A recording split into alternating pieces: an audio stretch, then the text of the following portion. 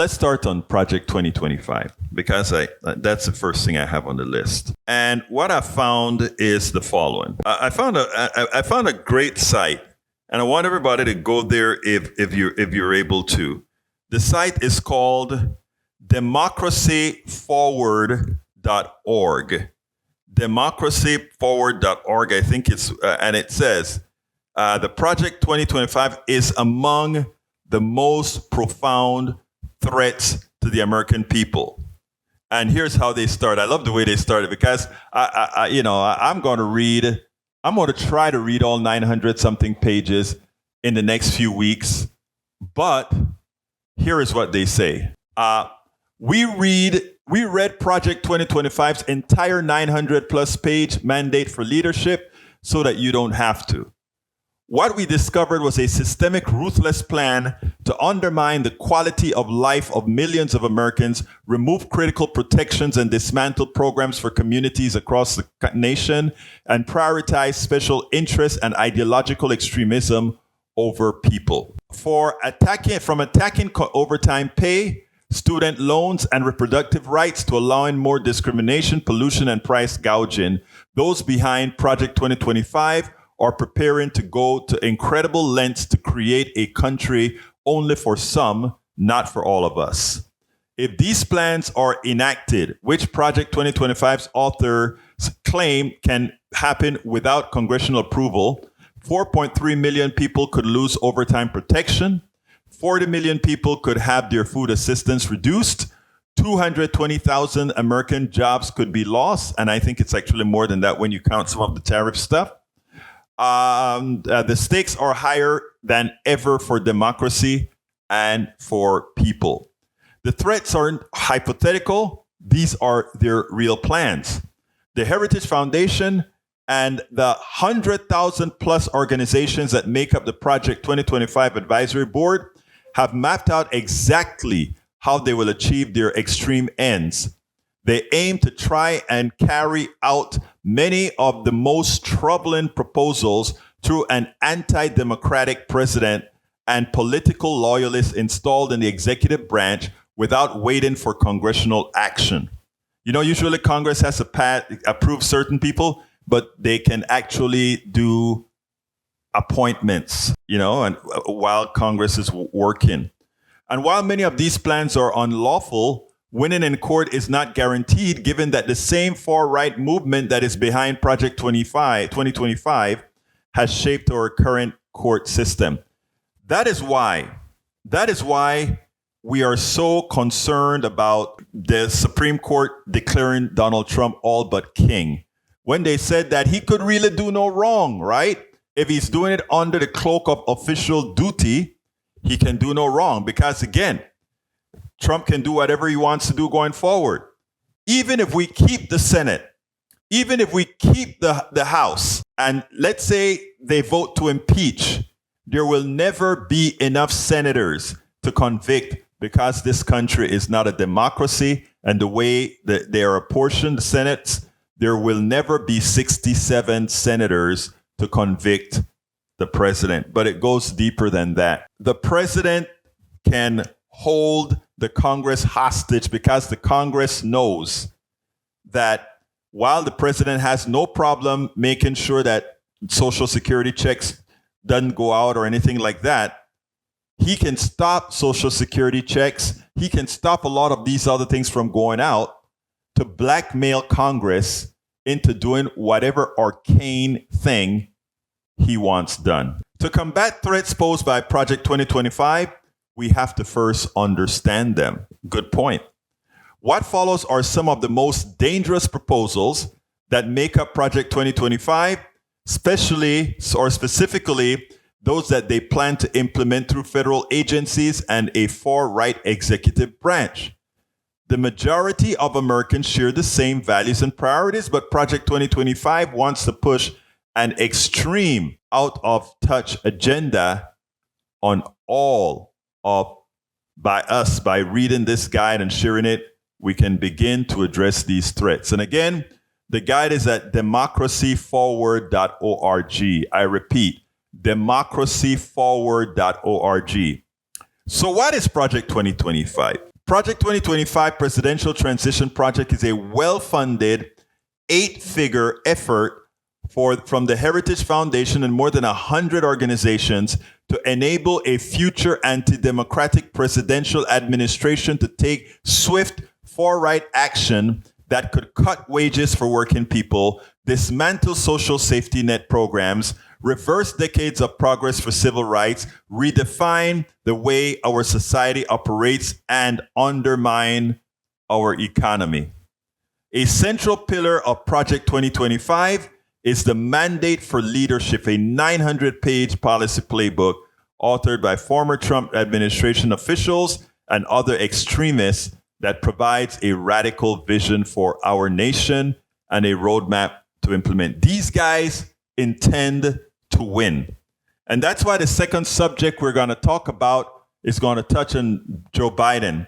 And while our phones aren't working the way for you to go ahead and point out or tell me, let's use the chat to do that. So what I'm going to do first is I'm going to give the highlights of the evils of Project 2025. And then I'm going to go into how do we solve it? What are the issues that we have to work with?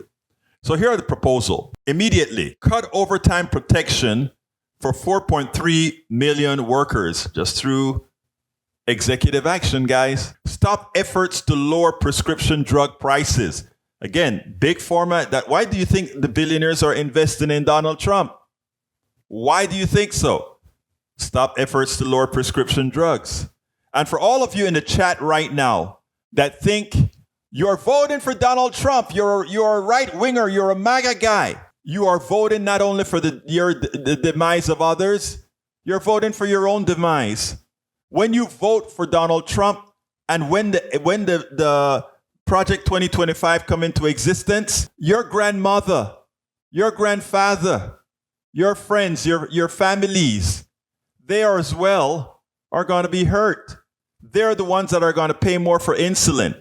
They're the ones that are going to keep paying the exorbitant prices for these drugs. So remember, when you are voting for Donald Trump and you're voting for 2025, Project 2025, and when you vote for Project 2025, you're voting to harm yourself.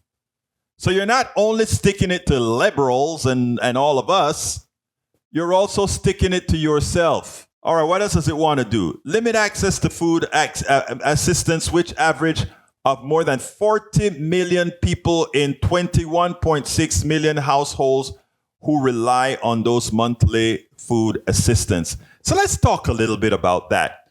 Who do you think is the largest recipient of food assistance? The people who vote for Donald Trump. Appalachia, 50% of the people in the whole Appalachian Trail are on government subsidies. Okay? They don't look like me, but they're on government subsidies.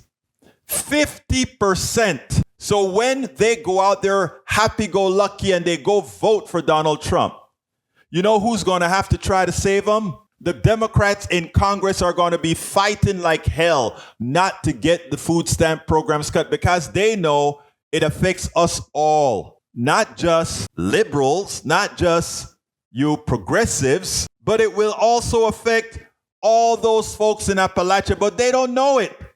And they don't need to know it because after they get into power this time, they will make all those poor people vote very difficult to protect themselves. That's all they want to do. That is why we have Reverend Barber, and I'm going to get Reverend Barber on the program again. Reverend Barber is trying to unite all poor people from around the country. He's trying to unite Appalachia. He's trying to unite the ghettos, the barrios, black, white, Asian, everybody, and say, let's not take our eye off the ball. Let's see what they are really doing to us. They're using whiteness to win. Think about this. They are using whiteness to win. But the people they're going to harm the most are their own white brothers and sisters. As you can see, we're still in flux in getting Baltimore ready. But folks, that's what we're talking about here. We're talking about 40 million people, 21 million households that are going to be, that may lose a lot or limit their food assistance. That's not black people. That's not Asian people. So I mean, there is a backstop within the MAGA movement that has a racial component. And that is what that's what Trump has been using. He made the other people the boogie people. He made a lot of his white supporters believe that progressives are somehow looking out for those other people. And those other people are then hurting you, my dear, good white people. My white brothers and sisters, you can't fall for it. And the reason you can't fall for it is because you're voting against your own interests. What they tell you about putting us against each other has always been a lie. It has always been a lie. They did it from the FDR's creation of the not the Great Society, but you know what I'm talking about. FDR. They've always tried to make the other the boogie person, and they're doing it again. But for all the problem is enough people from Appalachia isn't watching Politics Done Right and other programs like this, and that is what they depend on. They teach them. Only watch Fox News. Only watch OAN. Only watch Newsmax. And anything those other people are saying, they're lying to you. We have to penetrate that psyche. When you see me overarchingly New Deal, thank you very much, Rodnin. When you see me overarchingly try to reach the other side, it's because I know if I get a chance to speak to some, even if they're not immediately listening to me, let's give an example. Every now and then, Eric Hayes, because of him watching Politics Done Right, the way the algorithms work is some of his friends will ever so often get a link to Politics Done Right.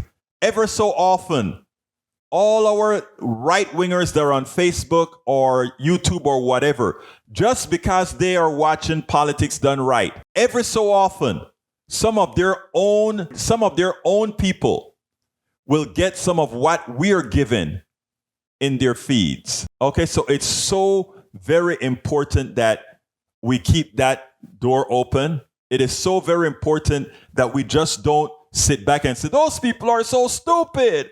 They're voting against their own interests. That's not the way to do it. It's not the way to do it. So what else does it do? Cut American Rescue Plan, programs that have created over 220,000 jobs. And it's way over 220,000 jobs. This is old.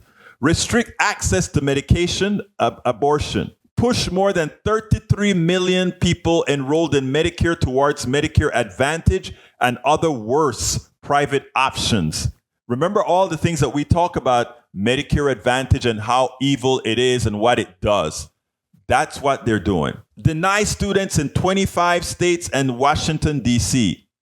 access to student loans because their state provides in-state tuition to undocumented immigrants. So if your state decides to be humane, like Germany, you can go to Germany as an American citizen and get a fairly free education. You can go to Brazil. You can go to a lot of foreign countries and they will pay. This is not opinion, Eric. The good thing about it, it's written down in, guess where? In the Project 2025. Look, the right wing is so sure. The right wing is so sure that its people don't read. The right wing is so sure that its people are stupid. Remember, Donald Trump said it. I am running as a Republican because I didn't say it. Donald Trump said it. He went on air and he said, I like stupid people. I didn't say it. Donald Trump said it. Okay?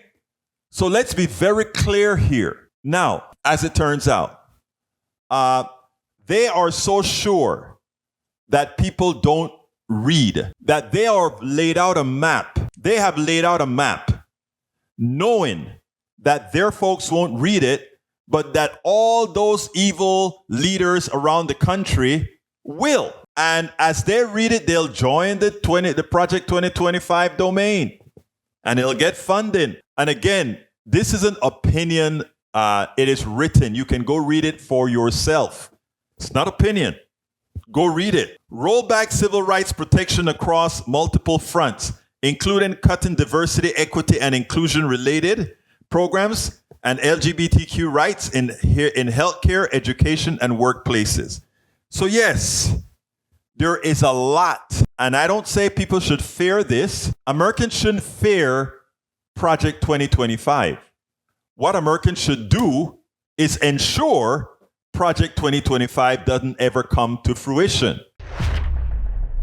We spend a lot of time deconstructing the news, trying to parse it into a form that everybody can understand. We try to find those little nitpicks where it flies above the fray, etc.